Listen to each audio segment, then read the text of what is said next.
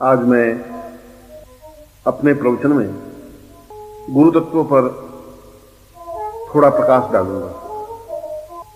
गुरु हमारो गोत्र है। इसका अर्थ यह हुआ कि शिष्य में एक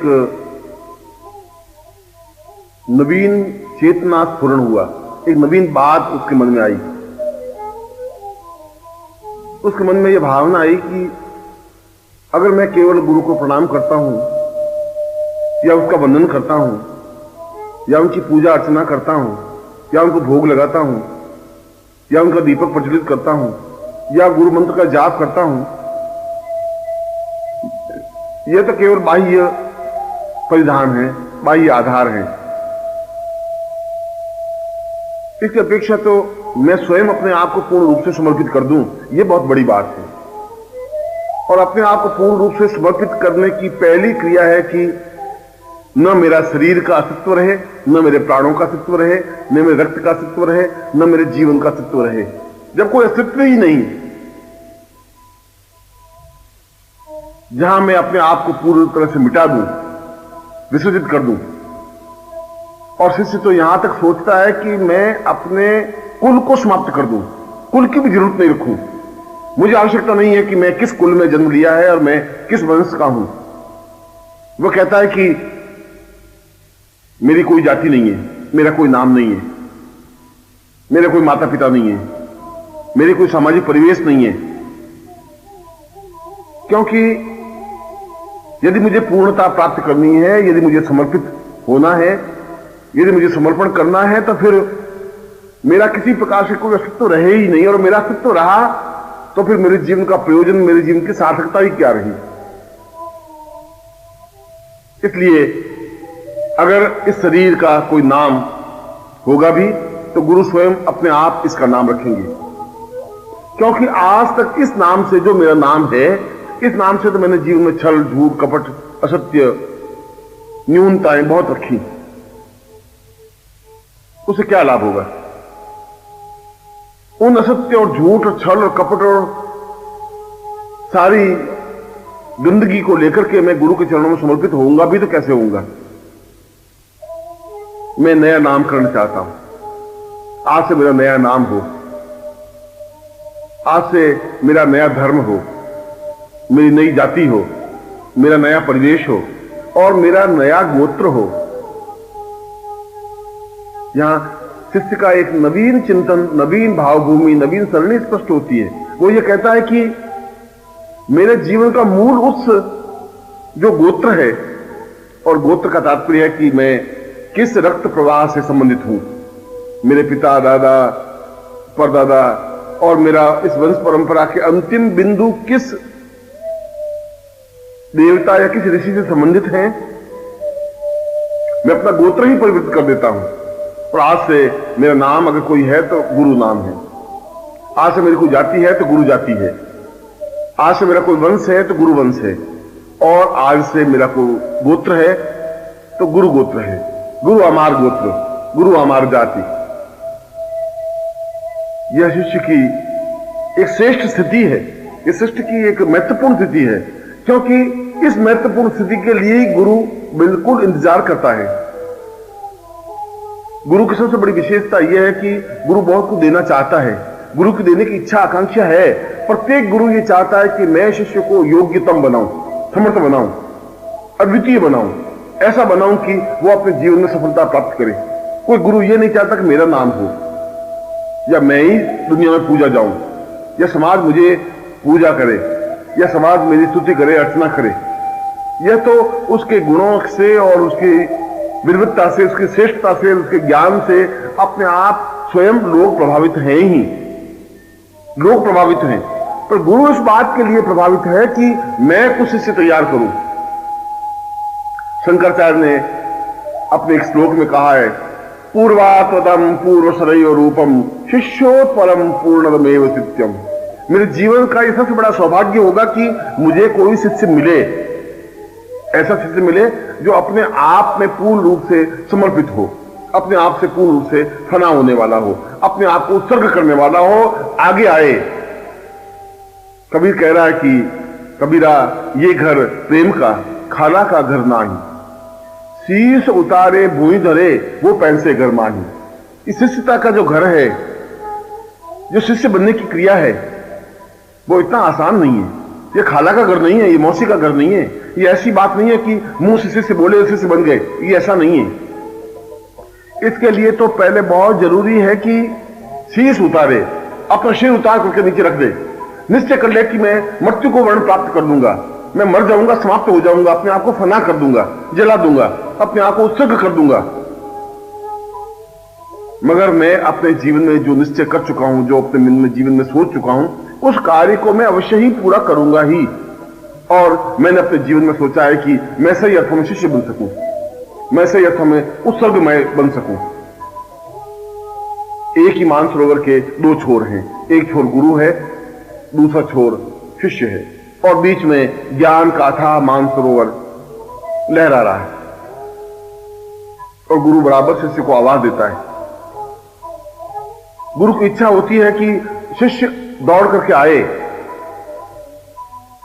और जहां शंकराचार्य इस श्लोक में कहते हैं कि मुझे कोई एक शिष्य मिले, और कोई एक शिष्य मिलने का मतलब है कि कोई ऐसा है जो कफन बांध करके बाहर निकले, जो समाज की परवाह नहीं करे, जो चुनौतियों को झेल सके, जिसकी आंखों में कोई तेवर हो, जो अपने आप में अग्निस्फुलिंग हो, जो हाथों में वज्र की तरफ प्रहार करने की क्षमता हो, और जो सही अर्थों में गुरु चरणों में समर्पित होने की भावना रखता हो।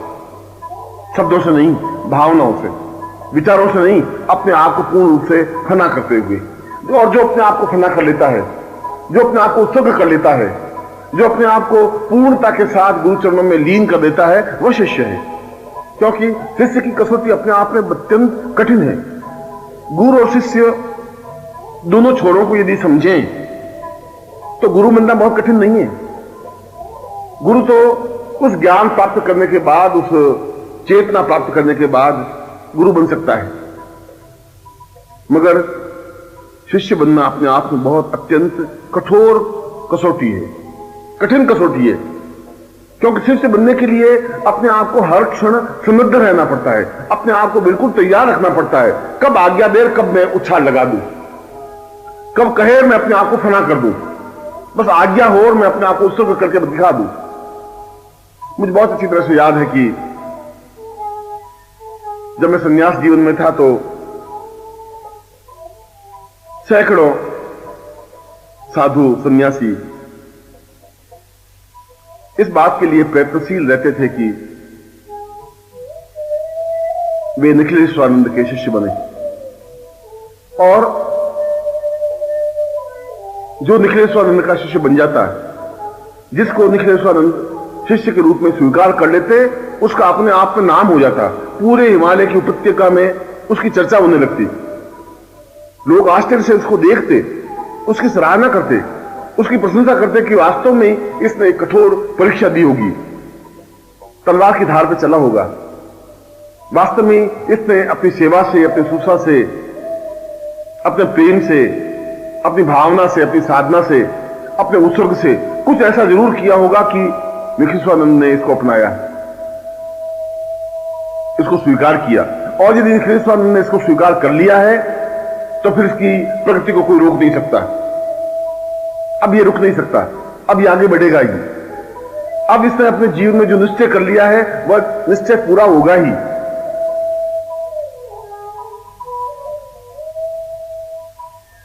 और इसी प्रकार उन सैकड़ों सन्यासियों, योगियों, साधुओं में से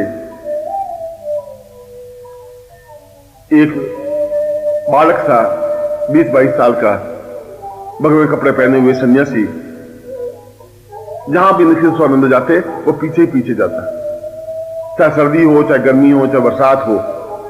यदि वो कुटिया में होते तो बाहर 24 घंटे खड़ा रहता है, धूप में भी, बरसात में भी, सर्दी में भी। यदि उसे कहते कि खाना खा तो खाता खा, नहीं तो खाना ही नहीं खाता, पानी नहीं पीता। मगर उसके बावजूद भी चेहरे पर कोई शिकन नहीं, चेहरे पर किसी प्रकार की भाव नहीं।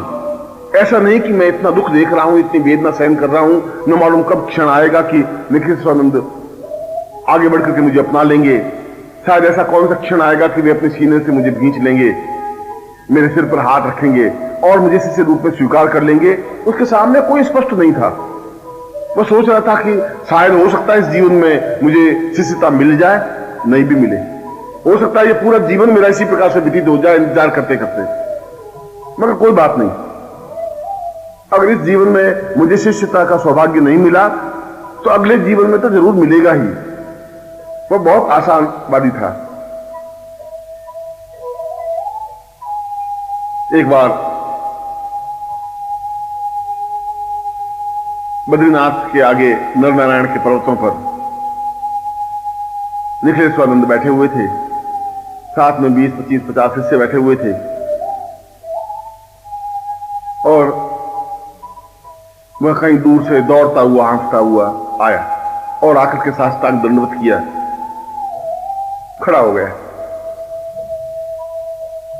निखिलेश्वरानंद ने उसे क्षण के लिए देखा और एहसास किया कि पिछले 2 साल से बराबर ये छाया की तरह पीछे ही पीछे घूम रहा है। निखिलेश्वरानंद ने अपने पास बुलाया और कहा कि क्या तुम वास्तव में शिष्य बनना चाहते हो? क्या तुम वास्तव में ही शिष्य बनकर के कुछ सीखना चाहते हो? क्या वास्तव में तुम आज्ञा पालन करोगे? उसने अत्यंत विनम्रतापूर्वक कहा कि पिछले 2 साल में पहली बार मुझे सौभाग्य मिला है कि आपने मुझे बुलाया, मुझसे बातचीत की, और ये मेरा परम सौभाग्य होगा कि आप मुझे आज्ञा दें। आप आज्ञा दें, मैं आपको आज्ञा पालन करके दिखाऊं। शायद निखिलेश्वरानंद को कौतूहल सूझा या क्या चिंतन किया, क्या विचार किया, और वे पहाड़ की ऊंची चोटी पर बैठे हुए थे, और जहां चोटी थी वहीं एक तरफ गहरा खड्ड था, गहरी घाटी थी। एक सेकंड के लिए निखिलेश्वरानंद ने उस घाटी की तरफ देखा और उसको पूछा कि क्या तुम इस पहाड़ पर से इस घाटी में छलांग लगा दोगे? उसने कहा कि आप आज्ञा दें, मैं छलांग लगा के दिखाऊंगा। आप आज्ञा दे दें। निखिलेश्वरानंद ने कहा कि फिर तुम छलांग लगा, और उसने इधर उनका शब्द पूरा मुंह से निकला नहीं, उससे पहले ही उसने तुरंत छलांग लगा दी, और हड़बड़ा करके निखिलेश्वरानंद उठे, सारे शिष्य उठे, कोलाहल मच गया। एक जवान लड़के ने आत्महत्या कर दी, प्राण चेतना खत्म कर दी। दौड़े और आधा मील नीचे तक उस घाटी को पार करके जब देखा तो वह व्यक्ति एक शिला पर ध्यानस्थ बैठा हुआ था, और उसके मुंह से केवल निखिलेश्वरानंद गुरुदेव के शब्द निकल रहे थे और कुछ शब्द नहीं था। जगह जगह से शरीर कट गया था, पत्थरों से लहूलुहान हो गया था। उसके बावजूद उसके चेहरे पर एक आनंद की वर्षा थी, एक तेजस्विता थी। उसको यह सौभाग्य का श्रेय अनुभव हो रहा था कि मुझे आज्ञा दी और मैंने आज्ञा पालन करने की कोशिश की।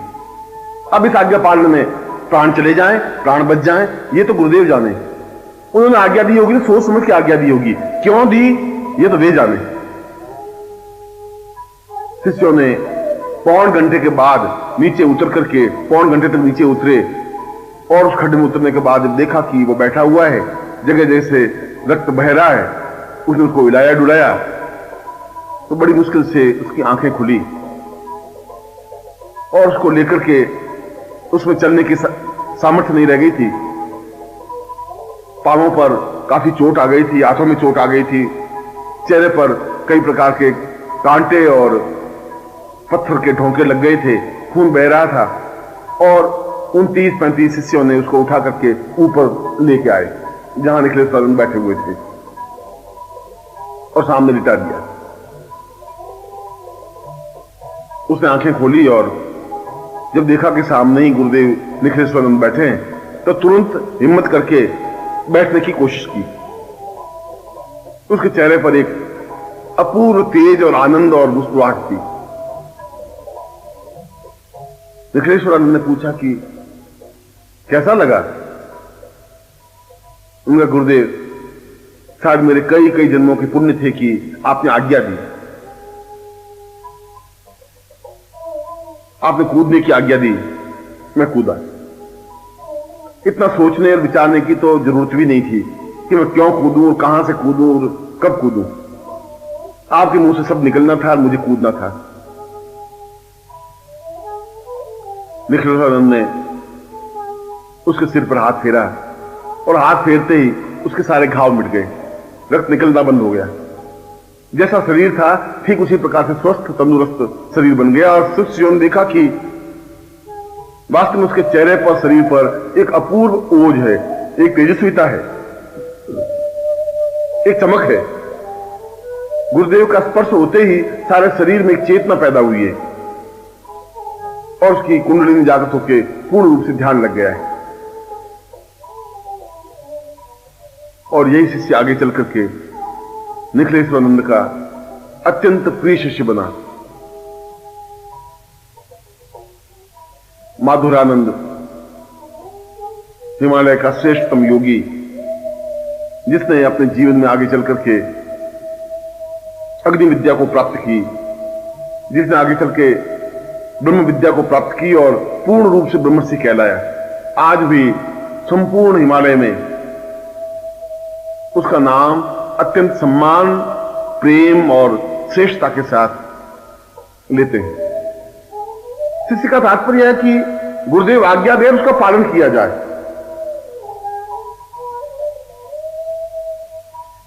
मेरे जीवन में ऐसे कई शिष्य आए और मुझे इस बात का सौभाग्य है कि उन सन्यासी शिष्यों ने अपने आप को कसौटी पर कस करके दिखाया, क्योंकि गुरु की परीक्षा और कम से कम मेरी परीक्षा तो बहुत ही कठोर बनी रही है। शायद मैंने शिष्य को बहुत ज्यादा अग्नि में तपाया है, मैंने शिष्यों को बहुत प्रताड़ित किया है, बहुत चोट दी है। इसलिए चोट दी है कि वे सही अर्थों में कुंदन बन सके। अग्नि में इसलिए तपाया कि वे उस आंच को सहन कर सके, इसलिए उनको तैयार किया कि अग्नि स्फुलिंग बन सके।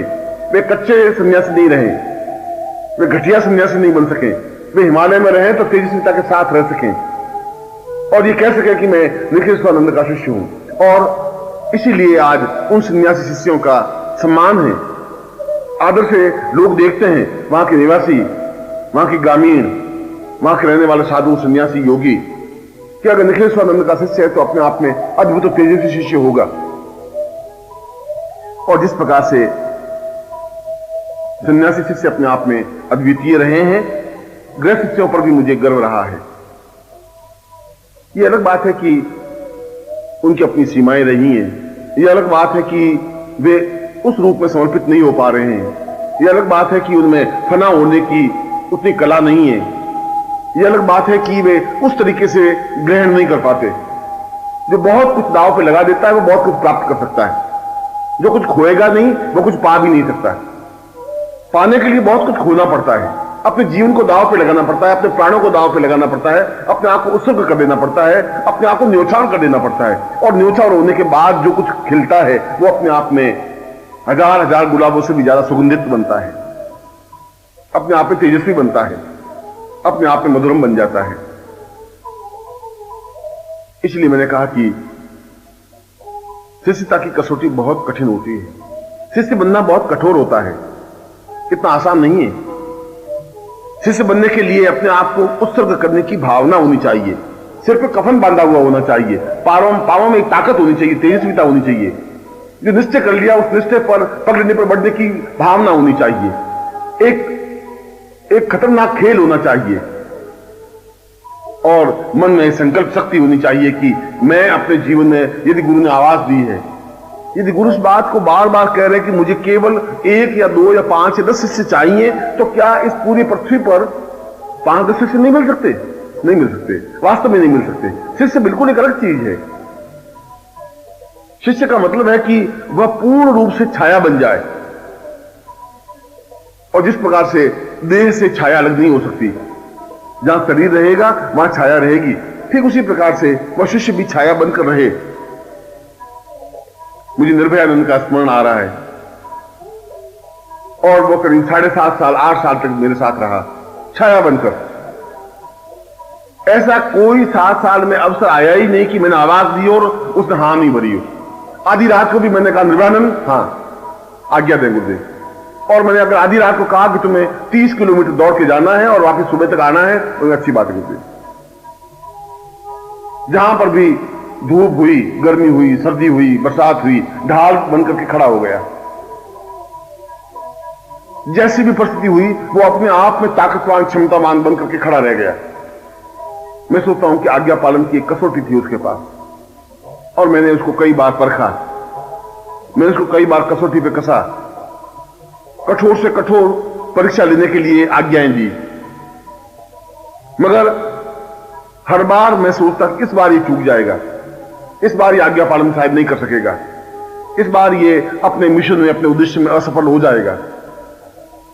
मगर उसी से मैं हार गया, और हार का भी मुझे गर्व है, क्योंकि एक बार भी ऐसा कोई क्षण आया ही नहीं कि मैंने आवाज दी और वो मिला नहीं हो। एक बार भी ऐसा नहीं हुआ कि मुझे पूजा का समय हो गया और कोई सामान तैयार नहीं हो। एक बार भी ऐसा नहीं हुआ कि मैं कहीं जा रहा हूं और वो साथ में नहीं चला हो। एक बार भी ऐसा समय नहीं आया कि मैं सो गया हूं और उससे पहले बस हो गया हो, या मेरी आंख खुली हो और वो हाजिर नहीं मिला हो। और आज हिमालय का प्रत्येक सन्यासी निर्भयानंद का शिष्य बनने में गौरव अनुभव करता है, एहसास करता है कि अगर निर्भयानंद का शिष्य बन गए तो अपने आप में एक अद्वितीय शिष्य बन सकेंगे, तेजस्वी शिष्य बन सकेंगे, क्योंकि निर्भयानंद का शिष्य बनना ही अपने आप में जीवन का सौभाग्य है। ऊंचे से ऊंचा योगी इस बात की कल्पना करता है कि शायद मैं निर्भयानंद का शिष्य बनूं। ऐसे शिष्य पर मुझे गर्व रहा है, इसलिए मैंने कहा कि शिष्य बनने की कसौटी आज्ञा पालन है। आज्ञा पालन के पगडंडी पर चल करके ही शिष्य बना जा सकता है, समर्पण करके ही शिष्य बना जा सकता है। अपने सिर को उतार करके जमीन पर रखने की और हथेली में लेकर के घूमने की जो कला जानते हैं वो शिष्य बन सकते हैं। जो हर क्षण अपने सिर को अपने हाथों में रखते हैं, फना होने की कला जानते हैं, उत्सर्ग होने की कला जानते हैं, अपने आप को न्यौछावर कर देने की कला जानते हैं, वो शिष्य बन सकते हैं। और गुरु को उस बात की बहुत प्रसन्नता होती है जब शिष्य योग्य बनता है।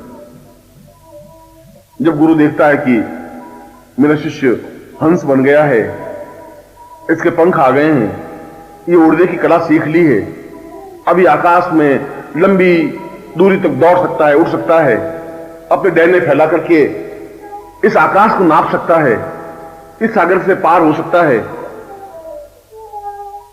तब गुरु को ज्यादा प्रसन्नता होती है। उसका सीना 1 गज से 10 गज हो जाता है, छाती फूल जाती है, उसकी आंखों में बर्फ आ जाता है। एक एहसास होता है कि मैंने शिष्य को तैयार किया, निर्माण किया। उसको विश्वास हो जाता है कि मैंने जो ज्ञान की चेतना जलाई है वह बुझेगी नहीं। उसको इस बात का हौसला, हिम्मत हो जाता है कि अब यह ज्ञान समाप्त नहीं होगा, अब यह चेतना समाप्त नहीं हो पाएगी। जो कुछ मैंने इस समाज को देना चाहा है वह मैं इस शिष्य के द्वारा दे सकूंगा, क्योंकि मैं जीवित ग्रंथ लिखना चाहता हूं। यह कागजों पर उपन्यास नहीं लिखना चाहता, कागजों पर किताबें नहीं लिखना चाहता, कागजों पर कोई चीज नहीं लिखना चाहता। मैं लिखना चाहता हूं जीवित जागृत पुस्तक हो, शिष्य के रूप में, जो चल फिर सके, जो बोल सके, जो आगे बढ़ सके, जो अपने जीवन को पूर्णता दे सके। और ऐसे ही शिष्यों से यह जीवन समझ सकता है, ऐसे ही शिष्यों से गुरुधन्य हो सकते हैं। ऐसे ही शिष्य यदि 1 या 2 या 4 या 5 या 10 या 12 मिल जाते हैं तो गुरु अपने आप में पूर्ण सफल बन जाता है, क्योंकि शिष्यता तो जीवन का एक पाथेय है, और जो शिष्य नहीं बन सका वो जीवन में कुछ भी नहीं कर सकता। वह जीवन में बिल्कुल असफल होकर के मृत्यु को प्राप्त हो जाता है। एक चांदी के चंद टुकड़े लेकर के जीवन को बर्बाद कर लेते हैं, 2-4 संतान पैदा करके एक कुत्ते की तरह, सूकर की तरह समाप्त कर देते हैं अपने जीवन को। वह शिष्य नहीं बन सकता। जो शिष्यता की कसौटी पर नहीं कसा जाएगा वो मनुष्यता की कसौटी पर भी नहीं कसा जाएगा। जिसने शिष्यता नहीं सीखी वो आज्ञा पालन भी नहीं सीख सकता। जो शिष्यता नहीं सीख सकता उसके चेहरे पर एक भाव, एक तेजस्विता, दृढ़ता नहीं आ सकती। उसके सीने में, एक वक्षस्थल में ओज नहीं आ सकता, उसकी चाल में दृढ़ता नहीं आ सकती, उसका सिर हिमालय से ऊंचा नहीं बन सकता, वो अपने आप में अद्वितीय नहीं बन सकता। अद्वितीय बनने की कला और कसौटी शिष्यता से शुरू होती है और शिष्यता पर ही समाप्त हो जाती है। शिष्य बनकर के शिष्यता तक पहुंच जाना जीवन का एक बड़ा सौभाग्य होता है, जीवन की पूर्णता होती है, जीवन की श्रेष्ठता होती है। वो वास्तव में ही धन्य हो जाता है, स्वर्णिम बन जाता है, आभार युक्त हो जाता है, जीवन का सौंदर्य खिल जाता है, हजार हजार सौंदर्य उसके चेहरे पर खिल जाते हैं। और जहां पुरुष के लिए यह बात लागू होती है, वहां साधिकाओं के लिए भी यह बात लागू होती है, शिष्याओं के लिए भी बात लागू होती है। शिष्य और शिष्या में तात्विक रूप से कोई अंतर नहीं है, वह चाहे साधक हो, चाहे साधिका हो, चाहे शिष्य हो, चाहे शिष्या हो। जो अपने आप को फना कर देने की कला जानती है, जो अपने आप को उत्सर्ग कर देने की कला जानती है। मैंने कहा कि जो अपने गोत्र, कुल और नाम और वंश को छोड़ करके उस गोत्र से अपना नाम जोड़ देती है कि गुरु मेरा गोत्र है, गुरु मेरा नाम है, गुरु मेरा वंश है, गुरु मेरी जिंदगी है, मेरी धड़कन है, मेरी चेतना है, मेरे प्राण तत्व हैं, जो इस लेवल तक पहुंच जाती है वह शिष्या कहलाती है। केवल हाथ जोड़ देने से शिष्या नहीं बन सकती, केवल आंखें बंद कर देने से, अगरबत्ती लगा देने से शिष्या नहीं बन सकती। शिष्य बनना तो अपने आप में एक जीवन का सौभाग्य होता है, क्योंकि शिष्य के लिए अत्यधिक कठिन कठोर कसौटी होती है, क्योंकि उसको एक तरफ समाज खींच रहा होता है, समाज के बंधन उसके पांवों में बेड़ियां बनकर के खड़ी होती हैं, और एक तरफ गुरु खड़े होते हैं, उन दोनों के बीच में वो खड़ी होती है। मगर जिसने चुनौती झेली ही नहीं, जिसने अपने जीवन को उत्सर्ग ही नहीं किया, जो समाज के बंधनों से जकड़ करके रही गई, तो शिष्या बन ही नहीं सकती। वह शिष्या क्या हो सकती है? जो तूफान की तरह बढ़ सकती है, हिम्मत और हौसले के साथ आगे बढ़ सकती है, जो निश्चय कर लेती है कि मुझे जीवन में वह सब कुछ प्राप्त करना है जो होना चाहिए। क्या होगा एक पति मिलकर के, क्या होगा एक पिता मिलकर के, क्या होगा समाज मिलकर के, क्या होगा 4 के संतान पैदा करके, वह तो हजारों लाखों समाज के स्त्रियों ने पैदा किए हैं। मैं कुछ ऐसा करना चाहती हूं जो अपने आप में अद्वितीय हो, तभी वह मीरा बन सकती है, तभी वह राधा बन सकती है, तभी तो उसका नाम गली गली मोहल्ले में उसका परिचित नाम हो सकता है।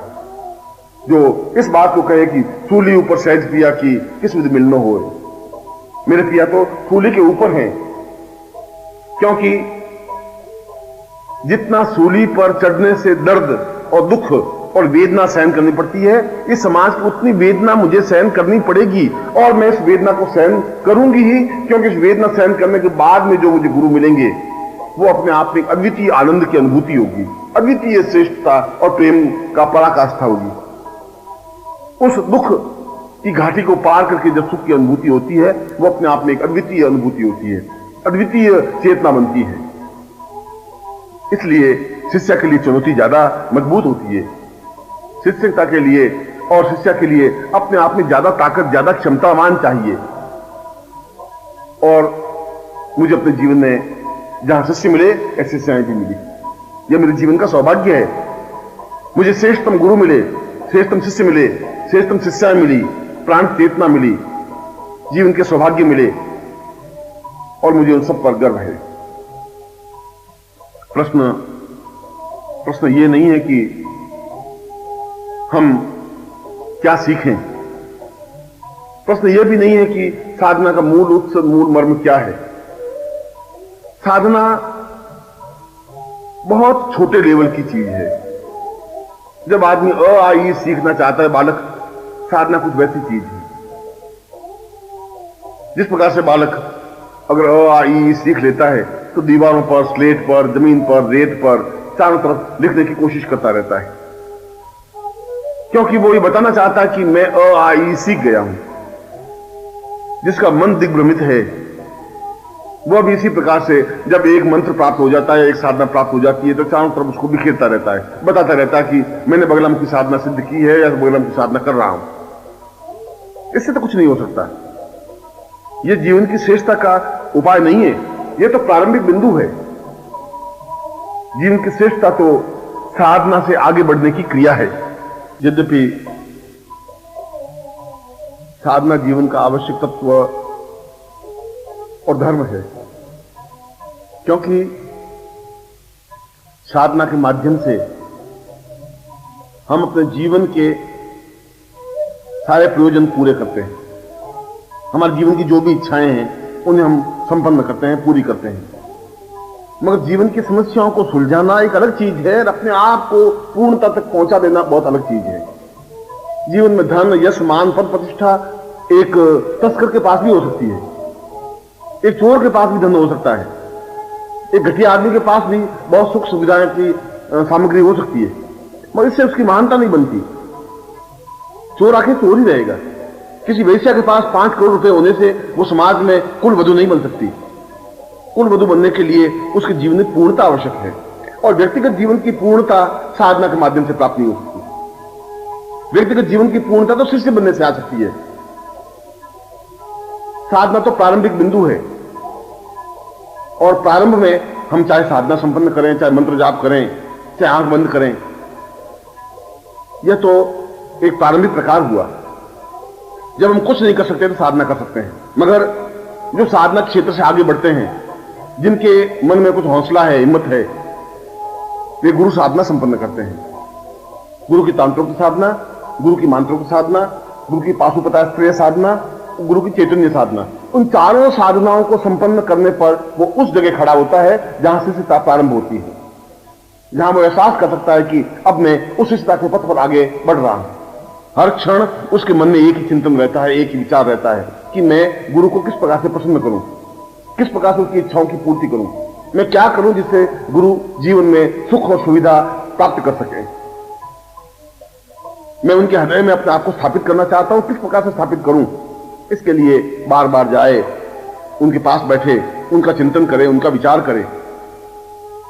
क्योंकि जो जीवन में यदि गुरुता प्राप्त करनी है, यदि गुरुत्व प्राप्त करना है, यदि शिष्यता की कसौटी पर खड़े होना है, तो फिर उसको पंख फैलाने होंगे। जो पंख समेट करके बैठेगा, एक दिन पंख उसके टूट जाएंगे।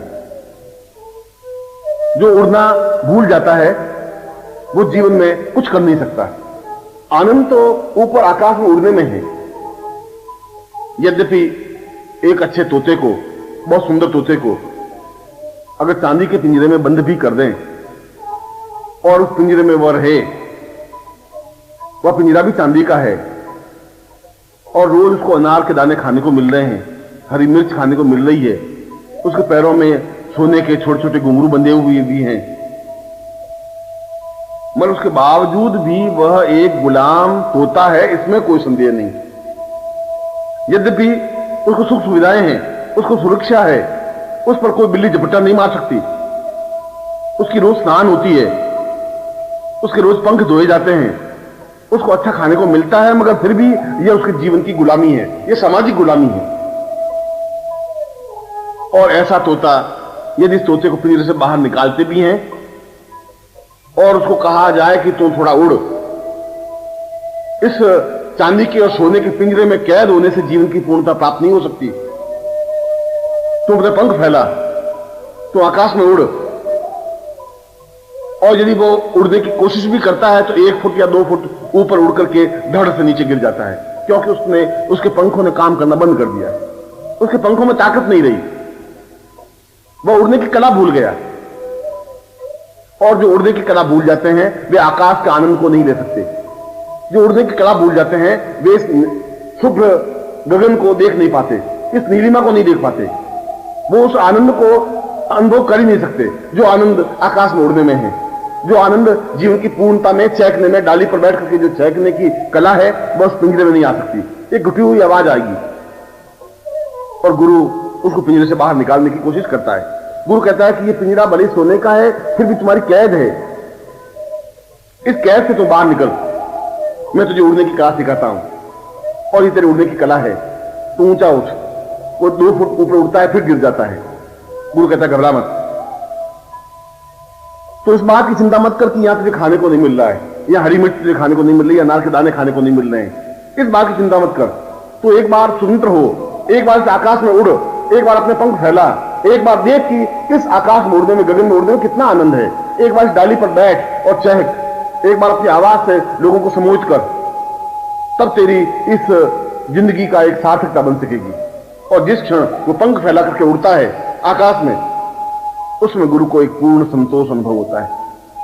उसमें उसको अनुभव होता है कि वास्तव में मैंने एक तोते को, मैंने एक जिंदगी को एक धड़कन दी, एक चेतना दी, एक प्राण चेतना दी, उसको ऊंचा उठाया, उसके पांवों में एक ताकत दी, उसके पंखों में हमने क्षमता भरी उड़ने की। गुरु का काम केवल उड़ना सिखाना है। आकाश में, निरभ्र आकाश में, जहां पर ओर छोर नहीं है, उस आकाश में जिसका कोई अंत नहीं है, जो एक छोटे से घेरे में आबद्ध नहीं है, जो कहीं पर भी स्वतंत्र रूप से उड़ सकता है और पूरी सृष्टि को नाप सकता है, और जो अपने पंखों से पूरी सृष्टि को नाप लेता है, वो सही अर्थों में आनंद की अनुभूति करता है। इसलिए गुरु को मृत्यु कहा गया है। इसलिए मृत्यु कहा गया है कि गुरु जब शिष्य उसके पास आता है तो गुरु पहले उसको मृत्यु देता है। मृत्यु देने का तात्पर्य है कि तुम्हारे पास जो कुछ है मैं उसको समाप्त करता हूं। जो तुम्हारे पास छल है, जो कुछ झूठ है, जो कपट है, जो असत्य है, जो व्यभिचार है, मैं उसको समाप्त करने की क्रिया सिखाता हूं। गुरु को मिटाता है, समाप्त करता है। शिक्षक और गुरु में यह अंतर है। शिक्षक उसको भरता है, उसको गणित सिखाता है, उसको बॉटनी सिखाता है, उसको फिजिक्स सिखाता है, उसमें और ज्ञान भरने की कोशिश करता है जो कि उसकी आजीविका के लिए आवश्यक है, मगर गुरु को खाली करता है। यह गुरु और शिक्षक में अंतर है। गुरु कहता है कि ये तेरे अंदर जो छल है इसको तू दूर हटा, ये कपट है, ये जीवन की न्यूनता है, ये घटियापन है, ये पिंजरे में बंद रहने की जो कला है इसको तुम छोड़ दे। जो अपने आप को तुम सुरक्षित अनुभव कर रहा है, ये सुरक्षित नहीं है, इसमें आनंद नहीं है, इसमें तृप्ति नहीं है, इसमें चहक नहीं है, इसमें उड़ने की कला नहीं है।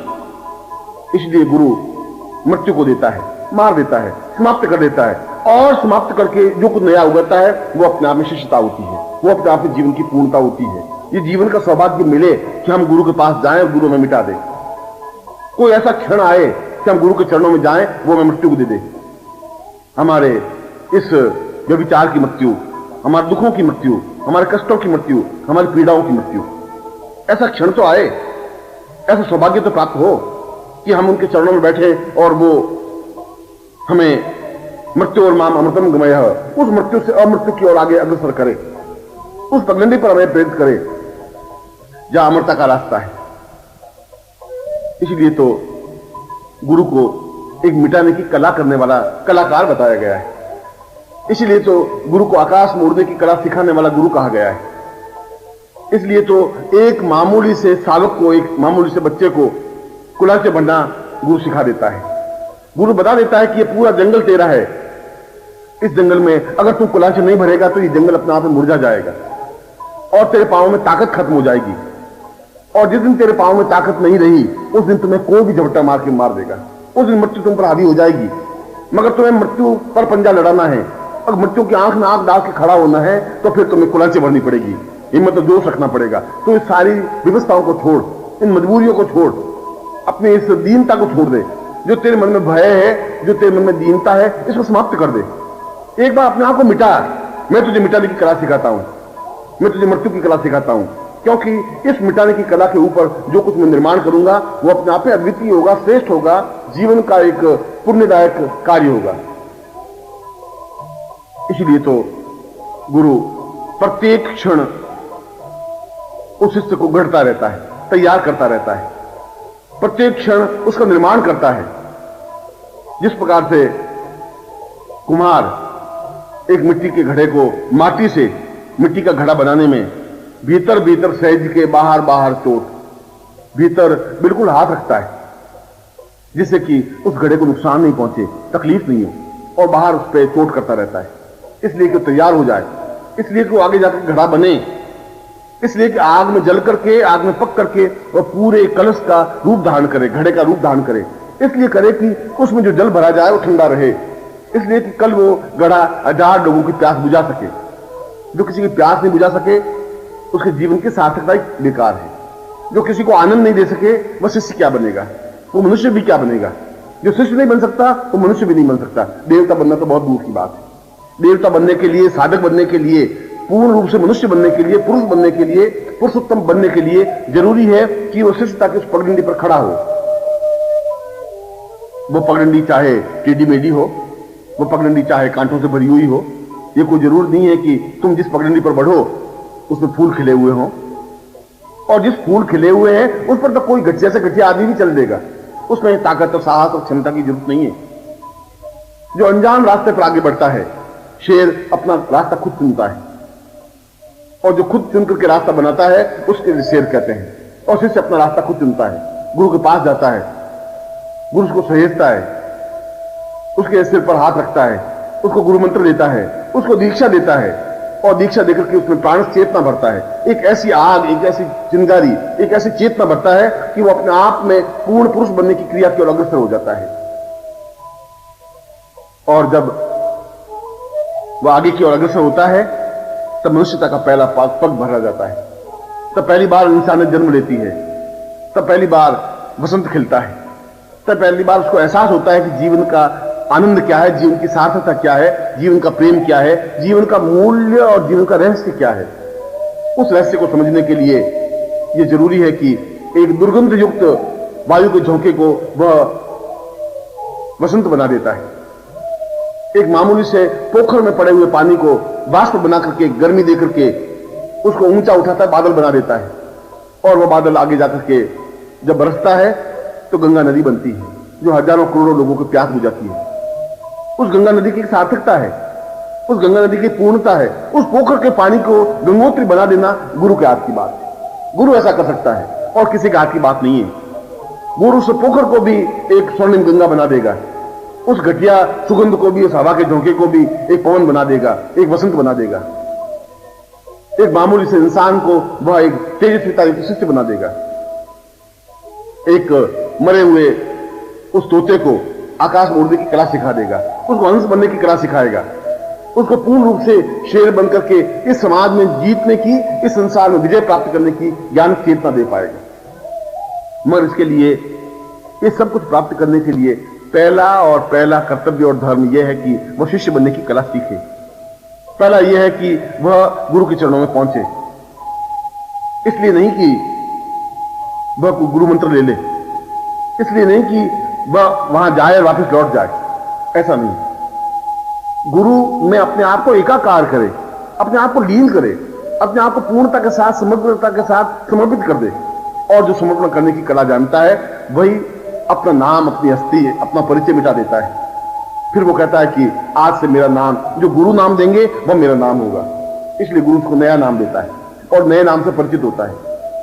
फिर इस बात की चिंता नहीं होती कि यह समाज इतना सुंदर है, यह समाज मेरी पत्नी है, पुत्र है, बंधु है, बांधव है, भाई है, पति है, ये सब कुछ व्यर्थ बेईमानी हो जाते हैं, क्योंकि वह एक देवपुरुष बन जाता है, क्योंकि वह एक ऊंचे स्तर का व्यक्ति बनने की ओर अग्रसर होता है। उसके लिए रास्ता खुला होता है, वो आगे की ओर बढ़ने की कला सीखता है। उसका प्रत्येक क्षण मधुरता के साथ व्यतीत होता है, वो प्रत्येक क्षण को सार्थक करने की कला जानता है। यही तो जीवन की श्रेष्ठता है। इसलिए मैंने कहा कि गुरु बनना बहुत कठिन कार्य नहीं है। गुरु तो कोई भी बन सकता है, नकली रूप में भी, असली रूप में भी, मगर नकली शिष्य नहीं बन सकता, पाखंडी शिष्य नहीं बन सकता। शिष्य बनने की पहली कला यह है कि वो अपने आप को मिटाए, अपने आप को उत्सर्ग करे, अपने आप को न्योछावर कर दे, अपने आप को मिटा दे। और ऐसा शिष्य जिस क्षण बनने की कला प्रारंभ होती है, उसी क्षण से मनुष्यता जन्म लेती है। हम इस पूरे राष्ट्र को, इस पूरे विश्व को सही मनुष्य बनाने की कला जानना चाहते हैं। हम चाहते हैं कि नए मनुष्य का निर्माण हो। हम चाहते हैं कि ये जो मनुष्य हैं ये घिसे पीटे हैं, इनके रूढ़िग्रस्त हो गए हैं, इनका चिंतन, इनका विचार बुढ़ा हो गया, वृद्ध हो गया है। ये समाज अपने आप में खोखला और बेकार हो गया है। जहां 5000 वर्ष पहले जो समाज था, ठीक उसी प्रकार का समाज चल रहा है। उस समाज में कोई परिवर्तन नहीं आया। वैसा ही छल, वैसा ही झूठ, वैसा ही बंधन, वैसी पत्नी, वैसा ही पति, वैसा ही पुत्र, वैसी बंधु, वैसे ही बांधव। कोई सुधार नहीं हुआ है, सुधार हो भी नहीं सकता। इसके बीच में से एक नए पुरुष की रचना करनी है, एक नए मनुष्य की रचना करनी है, एक नए मनुष्य का निर्माण करना है, और वह नया मनुष्य शिष्य बन सकेगा। अगर गुरु में चेतना है, गुरु में आग है, गुरु में स्फुलिंग है, तो वह नए मनुष्य का निर्माण कर सकता है। जैसा भी तुम्हारा जन्म हुआ हो, जिस घर में भी तुम्हारा जन्म हुआ हो, चाहे तुम बंधन में जकड़े हुए रहे हो, चाहे तुम किसी जाति, किसी वर्ण, किसी रूप, किसी रंग के हुए हो, ये अपने आप में कोई व्यर्थ नहीं, क्योंकि गुरु तो तुम्हें वापिस नया जन्म देता है। जिन्हों नाम जायते शूद्र संस्काराद द्विज उच्यते, वह तुम्हें संस्कार देता है, वह तुम्हें दूसरी बार जन्म देता है, दूसरा नाम देता है, नया नाम देता है। वो कहता है कि आज तक तुम्हारा जो नाम था उस नाम को मैं मृत्यु देता हूं, आज तक तुम्हारा जो स्वभाव था उस स्वभाव को मृत्यु देता हूं, आज तो तुम्हारे पास जो पूंजी थी उसको मैं समाप्त करता हूं। मैं तुम्हें एक नवीन रास्ते पर, एक नवीन पृष्ठभूमि पर, नई भावभूमि पर खड़ा कर रहा हूं। आज तुम्हारा ये नाम है। आज से तुम्हारा ये जाति है, ये गोत्र है, आज से तुम्हारा गुरु गोत्र है, गुरु चेतना है, गुरु प्राण है, गुरु स्फुलिंग है, क्योंकि तुम उस गुरु रूपी रथ पर खड़े होकर के इस महासमर को जीत सकोगे। इस गुरु रूपी अग्नि स्फुलिंग पर बैठ करके अपने जीवन की चेतना को पूर्णता दे सकोगे। तुम्हारे पास वो ताकत और क्षमता आ पाएगी जहां जीवन की श्रेष्ठता तुम्हारे सामने होगी, तुम्हारी अद्वितीयता होगी। तुम जीवन को एक नवीन चेतना के साथ अग्रसर कर सकोगे। और ऐसा शिष्य यदि बनता है तो वह अपने आप में एक नवीन कसौटीमय शिष्य बनता है। कुछ घिसे पिटे शिष्यों की जरूरत नहीं है। इस प्रकार के शिष्य तो 1000 वर्षों से पैदा होते आए, जो विश्वासघाती होते हैं, जो छली होते हैं, जो झूठ और मक्कार होते हैं, जिनके मन में कुछ और होता है और ऊपर से केवल होठों से गुरु शब्द उच्चारण करते हैं। उससे ज्यादा तो पाप की कोई हो ही नहीं सकता, उससे ज्यादा अधर्मी और घटिया कोई व्यक्ति नहीं हो सकता। इससे तो अच्छा था तुम झूठ बोलने वाली बने रहते, इससे ज्यादा अच्छा था तुम विश्वासघाती बने रहते। तो कम से कम इस बात का तुम्हें गर्व होता कि तुम विश्वासघाती रहे। मगर मन में विश्वासघात लेकर के, मन में झूठ, कपट और असत्य और व्यभिचार लेकर के तुम जब गुरु के सामने खड़े होते हो, और अगर अपने आप को मिटाने की कला नहीं जानते हो, यदि उनके हाथों से अपने आप को मिटा नहीं सकते, तो फिर जीवन का कोई प्रयोजन, कोई अर्थ नहीं रह पाएगा। फिर तुम्हें जीवन में साधक बनने की कला भी नहीं आ पाएगी। साधक बनने की सर्वप्रथम कला ही यही है, श्रेष्ठता ही यही है कि तुम अपने शरीर को साध सको, अपने मन को चेतना युक्त दे सको, अपने जीवन को पूर्णता दे सको, अपने जीवन को अद्वितीयता दे सको। और इसीलिए तो अपने जीवन को गुरुमय बनाने के लिए अपना रक्त बदलना पड़ेगा। तुम्हारा जो रक्त है उसमें दूषितता है। वो रक्त तुम्हारे माता पिता का दिया हुआ है, वह तुम्हारे पूर्वजों का दिया हुआ रक्त है। उस रक्त में झूठ, छल, कपट, असत्य, व्यभिचार है। इसलिए बार बार तुम्हारी बुद्धि तुम पर हावी होती है, बार बार तुम सही रास्ते पर खड़े होते हो और बार बार तुम वापस उसी भ्रम जाल में उलझते हो। बार बार तुम्हारा भ्रम तुम्हें बार बार ये सोचता है कि मैं क्या करूं, क्या नहीं करूं, ये गुरु है भी कि नहीं है, क्या गुरु सेवा करने से कुछ मिलेगा भी नहीं मिलेगा, जीवन में कुछ पूर्णता प्राप्त हो पाएगी कि नहीं हो पाएगी। ये तुम्हारा छल, ये तुम्हारा रक्त जो घटिया और बेहुदा रक्त है, वो तुम्हें बार बार उद्वेलित कर रहा है। इस रक्त को बदलना पड़ेगा, तुम्हें एक नया रक्त देना पड़ेगा, तुम्हें एक नई चेतना देनी पड़ेगी, तुम्हें एक नए प्राण देने पड़ेंगे, तुम्हें नया धर्म और नया जाति देनी पड़ेगी, तुम्हें नया गोत्र देना पड़ेगा। और यह गोत्र गुरु गोत्र होगा।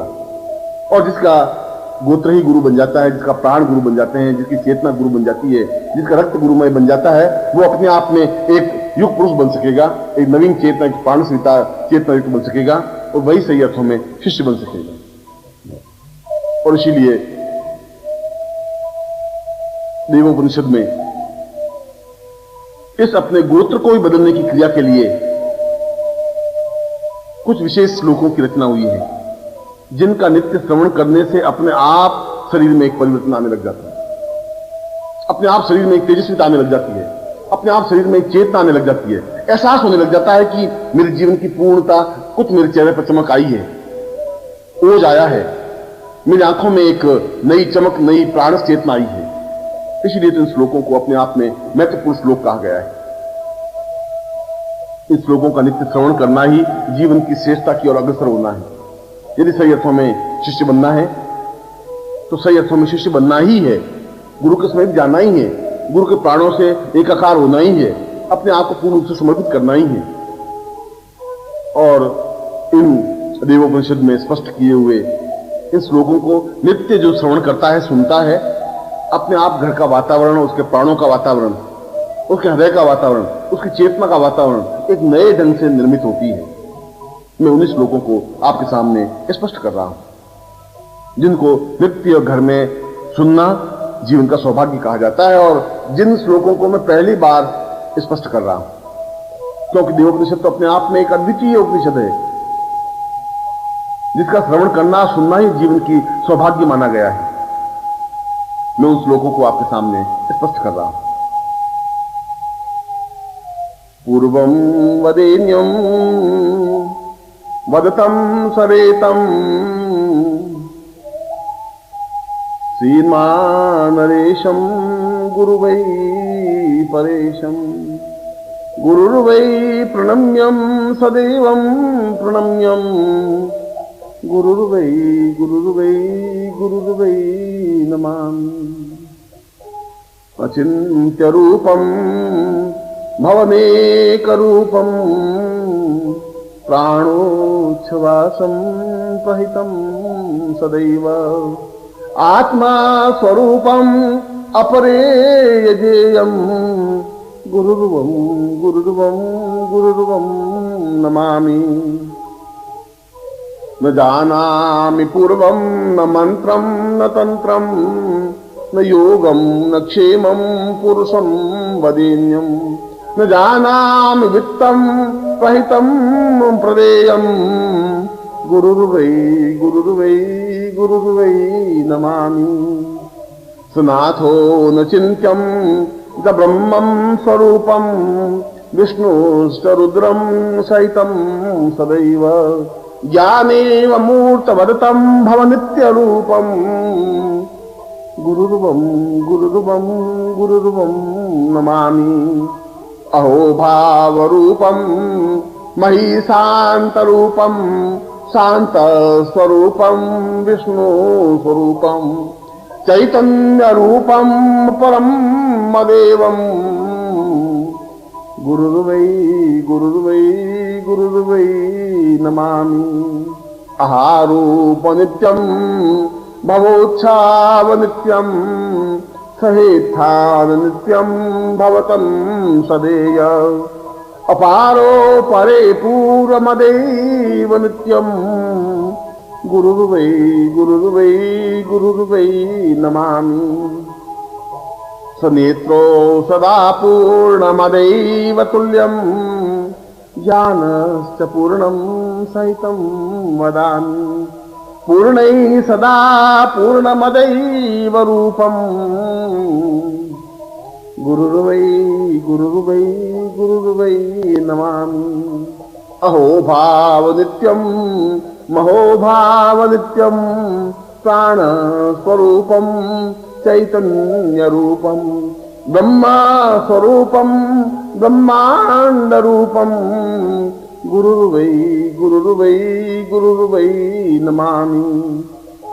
अक्षो सतां सूर्य सदैव नित्यं प्राणोच्छ्वासं प्रतं प्रदैव सचिन्त्यरूपं सवितं सदेयं गुरुर्वै गुरुर्वै गुरुर्वै नमामि।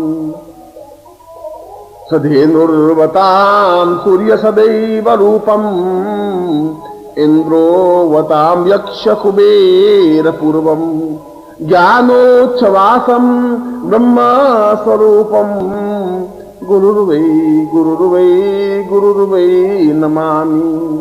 बाहुस्त्वमेवं प्राणस्त्वमेवं चैतन्यरूपं आत्मा त्वमेवं देह त्वमेवं सर्वस्य रूपं गुरुर्वै गुरुर्वै गुरुर्वै नमामि।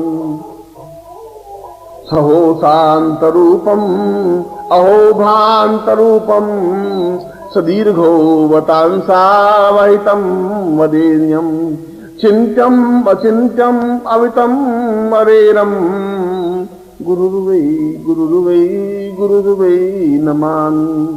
प्रणम्यं प्रणम्यं प्रणम्यं सदैव नमामि नमामि नमामि वनित्यम्। आजानुरूपं भवतः स्वरूपं गुरुर्वै गुरुर्वै गुरुर्वै नमामि। और जो नित्य इन श्लोकों के साथ जो गुरुदेव का ध्यान चिंतन प्रणम्य करते हैं, वास्तव में गुरु की चेतना उन्हें प्राप्त होती है, वास्तव में जीवन की पूर्णता उन्हें प्राप्त होती है, वास्तव में गुरु का आशीर्वाद उन्हें प्राप्त होता है और सही अर्थों में उसका पूरा कायाकल्प हो जाता है।